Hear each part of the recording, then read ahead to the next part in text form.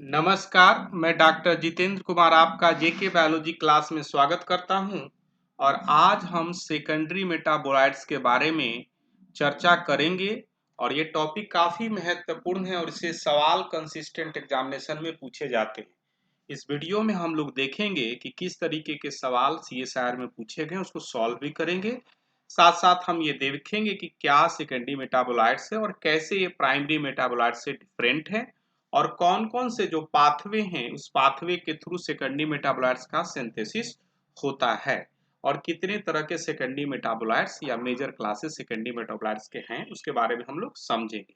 तो आइए हम लोग सबसे पहले समझते हैं सेकेंडरी मेटाबोलाइट्स के बेसिक इंफॉर्मेशन के बारे में।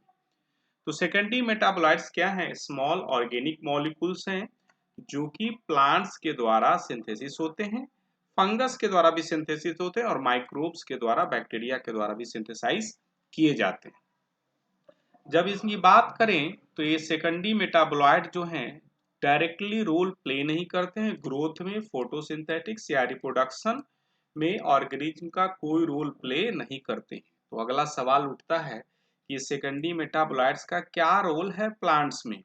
तो पहला जो चीज है कि इनका जो रोल है ये प्लांट के सर्वाइवल में मदद करते हैं। और कैसे सर्वाइवल में मदद करते हैं? तो ये प्रोटेक्शन प्रोवाइड करते हैं अगेंस्ट पैथोजेंस, हार्बीवोरस और हार्मफुल इन्वायरमेंट कंडीशन में इसको सरवाइव करने में मदद करते हैं। साथ ही साथ पॉलिनेटर्स को अट्रैक्ट करते हैं और सीड डिस्पर्सल में क्या है, मदद करते हैं। तो इस तरीके से हमने देखा क्या कि ये प्लांट के सर्वाइवल में मदद करते हैं, लेकिन इनका बेसिक रोल कोई भी ग्रोथ, प्रकाश संश्लेषण की प्रक्रिया या रिप्रोडक्शन में नहीं होता है। अगर हम बात करते हैं कि कितने तरह के मेजर क्लास है सेकेंडरी मेटाबोलाइट्स के, तो 4 मेजर क्लास हैं और more than 1000 secondary metabolites in plants में पाए जाते हैं जिनका स्पेसिफिक फंक्शन होता है और जिसको हम लोग अपनी सुविधा के इस्तेमाल के लिए अपना यूज भी करते हैं। जैसे टर्पीन्स, ये मेजर क्लास है और इसमें मोनोटर्पीन्स टाइप्स या डाइटर्पीन्स और भी डिफरेंट तरह के टाइप्स के कंपाउंड पाए जाते हैं। फिनोलिक कंपाउंड, ध्यान रखना है, फिनोलिक कंपाउंड के अंतर्गत जो आते हैं मेजर क्लासेस के लिग्निन और आइसोफ्लोनोइड्स और भी टाइप्स इसके अंतर्गत आते हैं, लेकिन ये सब महत्वपूर्ण है और इसे एग्जामिनेशन में पूछे जाते हैं। नाइट्रोजन कंटेनिंग कंपाउंड, ये भी नाइट्रोजन कंटेनिंग कंपाउंड्स में एल्कलॉइड्स, ध्यान रखना है कि नाइट्रोजन कंटेनिंग कंपाउंड जो होते हैं एल्कलॉइड्स होते हैं। सल्फर कंटेनिंग कंपाउंड्स जिसमें ग्लूथोनीन और ग्लूकोसाइनोलेट्स एंड एलिनीन, और ये जो कंपाउंड्स देख रहे हैं ये टाइप्स देखें तो ये मेजर 4 क्लास के अंतर्गत आते हैं। आइए हम लोग अब समझते हैं कि सेकेंडरी मेटाबोलाइट्स का सिंथेसिस कैसे होता है। तो यहाँ पर हम लोग मेजर पाथवे के बारे में देखेंगे और इसके स्पेसिफिक पाथवे के बारे में हम लोग अलग से डिस्कस करेंगे। तो यहाँ हम लोग देखते हैं कि कैसे सेकेंडरी मेटाबोलाइट्स का सिंथेसिस होता है। तो सेकेंडरी मेटाबोलाइट्स का सिंथेसिस होने के लिए जो स्टार्टिंग मटेरियल जो होते हैं कार्बोहाइड्रेट होते हैं। अब कार्बोहाइड्रेट, अब यहाँ पर हम देखते हैं कि कैसे फिनोलिक कंपाउंड्स का सिंथेसिस होता है। जैसा कि मैंने दिखाया फिनोलिक कंपाउंड्स, लिग्निन या आइसोफ्लोनोइड्स का सिंथेसिस कैसे होता है। तो पहले ये पेंटोज फास्फेट पाथवे के थ्रू, सिकमिक एसिड पाथवे के थ्रू एरोमेटिक कंपाउंड्स का निर्माण करते हैं और ये एरोमेटिक कंपाउंड्स फिनाइल प्रोपोनोइडिक पाथवे के थ्रू आप देखेंगे कि फिनोलिक कंपाउंड का निर्माण करते हैं। तो ये जो नाम है इसको ध्यान रखना है, सिकमिक एसिड पाथवे, जो कि फिनोलिक कंपाउंड्स में बनाने में इन्वॉल्व होते हैं, जो पेंटोज फास्टवे के थ्रू काम करते हैं। अब दूसरे पाथवे को देखते हैं कि टर्पीन्स का सिंथेसिस होता है, जो कैसे होता है। और हमने ये भी देखा कि एल्कलॉइड का सिंथेसिस के लिए कैसे हो जाएगा, जो सिकमिक एसिड पाथवे से या तो फिनोलिक कंपाउंड बन सकते हैं या nitrogen containing secondary metabolites alkaloids बन सकते हैं। तो ये काफी महत्वपूर्ण है। अब देखते हैं कि कार्बोहाइड्रेट से अगर पायरुविक एसिड बनता है और पायरुविक एसिड से क्या, या तो एमईपी पाथवे के थ्रू या मेलनोइक एसिड पाथवे के थ्रू डिफरेंट कंपाउंड बनते हैं। एमईपी पाथवे से मेलनोइक एसिड पाथवे के थ्रू टर्पेनॉइड पाथवे के थ्रू टर्पीन का निर्माण होता है, जो कि मेजर क्लास है, बहुत कंपाउंड इसके अंतर्गत आते हैं। और ये भी देखना है अमीनो ऑयल कोएंजाइम अगर बनता है तो इससे लिपिड, फास्फोलिपिड, वैक्स और फैट्स का निर्माण होता है। तो ये बात को ध्यान रखना है, ये पाथवे को भी ध्यान रखना है। अमीनोइक एसिड पाथवे से क्या बनता है? टर्पीन्स बनते हैं और इसका स्टार्टिंग मटेरियल स्टाइल कोएंजाइम है। और मेलनोइक एसिड पाथवे से पॉलीकेटाइड्स बनता है, ये भी ध्यान रखना है। तो हमने देखा क्या कि डिफरेंट तरह के पाथवे का नाम देखा, ये काफी महत्वपूर्ण है और इस ईच पाथवे के बारे में हम लोग अलग से डिस्कस करेंगे। आइए हम लोग अब देखते हैं कि प्राइमरी मेटाबोलाइट्स और सेकेंडरी मेटाबोलाइट्स कैसे डिफरेंट होते हैं।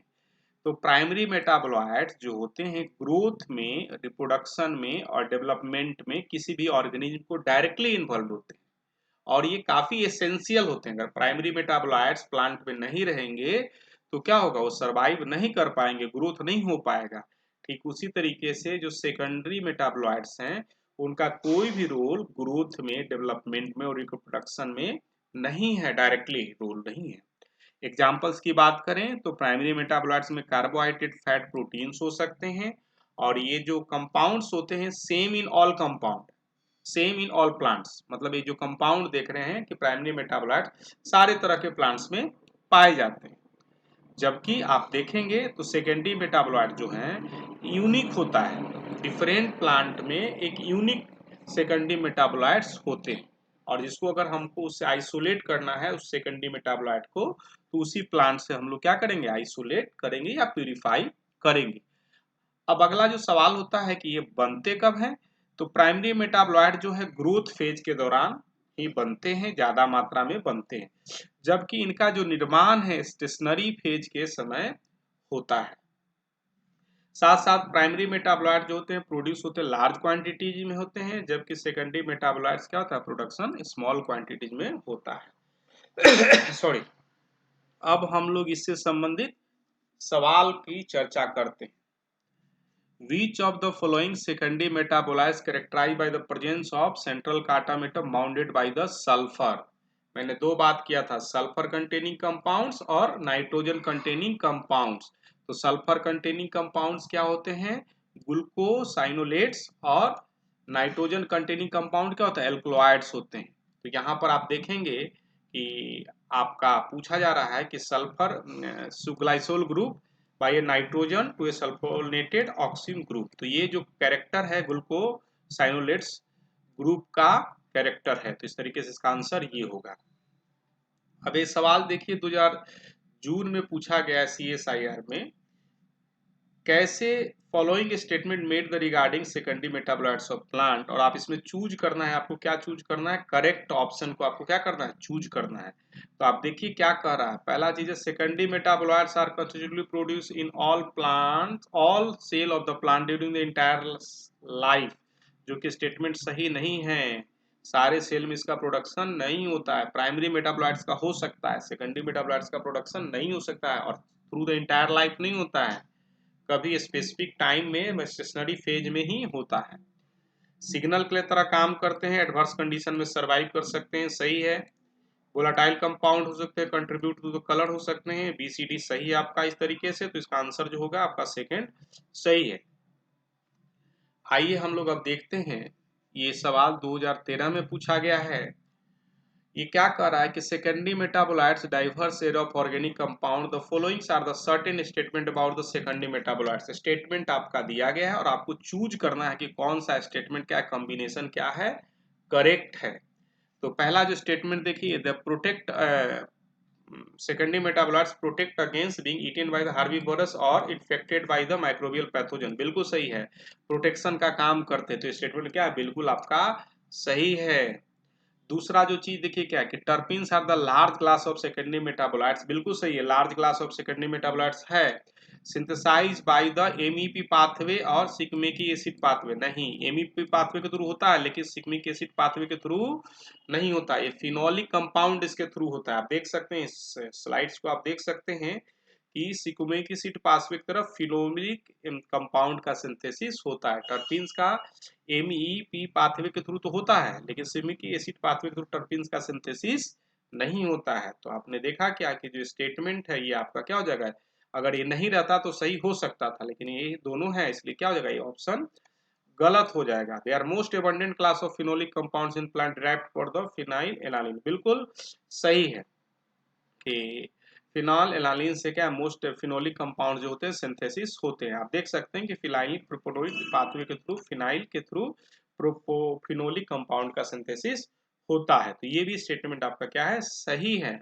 साथ ही साथ में अगर आप देखेंगे तो alkaloids are nitrogen containing secondary metabolites in the क्या है प्लांट्स, ये भी जो स्टेटमेंट है सही है। एल्कलॉइड्स होते हैं नाइट्रोजन कंटेनिंग प्लांट होते हैं and nitrogen containing secondary alkaloids secondary metabolites होते हैं, इस बात को ध्यान रखना है। तो यहाँ पर इंफॉर्मेशन काफी महत्वपूर्ण है कि nitrogen containing compound alkaloid, sulphur containing compounds जो भी है इसको ध्यान रखना है। साथ साथ ये पाथवे को भी दिमाग में रखना है कि पेंटोज सिग्मोइक एसिड पाथवे थ्रू क्या बन रहा है, और इसके अलग से हम लोग पाथवे के बारे में डिटेल में डिस्कस करेंगे। इस तरीके से देखें तो इसका जो आंसर की अगर हम बात करें तो आपका सही कौन हो गया, ए, सी और डी, ए, सी, डी सही है। तो इसका 3 नंबर का आंसर सही है। अगर आप वीडियो को लाइक करते हैं तो शेयर करें, सब्सक्राइब करें और अपना कमेंट बॉक्स में जरूर लिखें। और thank you for watching the video.